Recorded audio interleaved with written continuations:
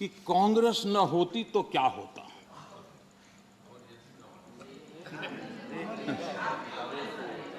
India is Indira, Indira is India, यही सोच का परिणाम है।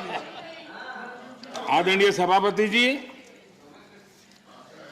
मैं जरा बताना चाहता हूं, ये कहा गया है, मैं सोच रहा हूं कि कांग्रेस ना होती तो क्या होता, क्योंकि महात्मा गांधी की इच्छा थी।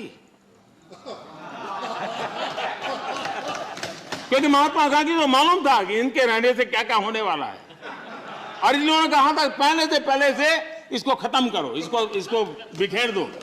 महात्मा गांधी ने कहा था। लेकिन अगर ना होती महात्मा गांधी की इच्छा के अनुसार, अगर हुआ होता, अगर महात्मा गांधी की इच्छा के अनुसार कांग्रेस ना होती तो क्या होता? लोकतंत्र परिवारवाद से मुक्त होता। भारत विदेशी चश्मे के बजाय स्वदेशी संकल्पों के रास्ते पर चलता। अगर कांग्रेस न होती तो इमरजेंसी का कलंक न होता।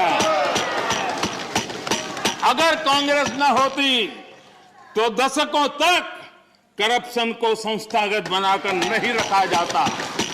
अगर कांग्रेस न होती तो जातिवाद और क्षेत्रवाद की खाई इतनी गहरी न होती।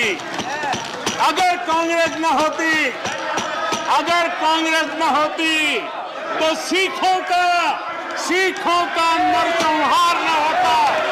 सिखों का नरसंहार न होता। सालों साल पंजाब आतंकी आग में न जलता। अगर कांग्रेस न होती तो कश्मीर के पंडितों को कश्मीर छोड़ने की नौबत न आती। अगर कांग्रेस न होती तो बेटियों को तंदूर में जलाने की घटनाएं न होती। अगर कांग्रेस न होती तो देश के सामान्य मदर इंडिया, ये मदर ऑफ डेमोक्रेसी है।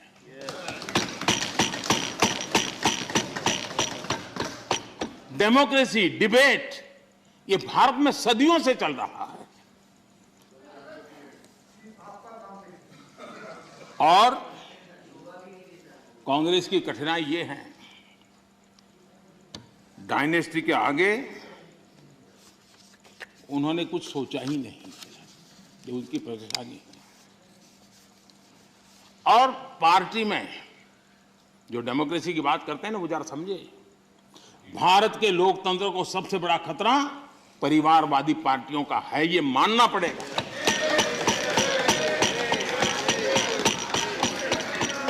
और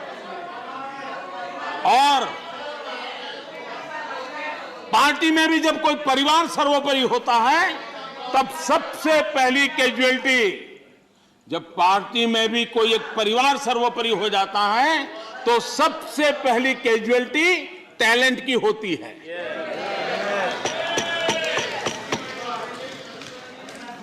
देश ने अरसे तक इस सोच का बहुत नुकसान उठाया है। मैं चाहता हूं कि सभी राजनीतिक दल लोकतांत्रिक आदर्शों और मूल्यों को अपने दलों में भी विकसित करें, उसको समर्पित करें, और हिंदुस्तान की सबसे पुरानी पार्टी के रूप में कांग्रेस इसकी जिम्मेवारी ज्यादा उठाए। आदरणीय सभापति जी।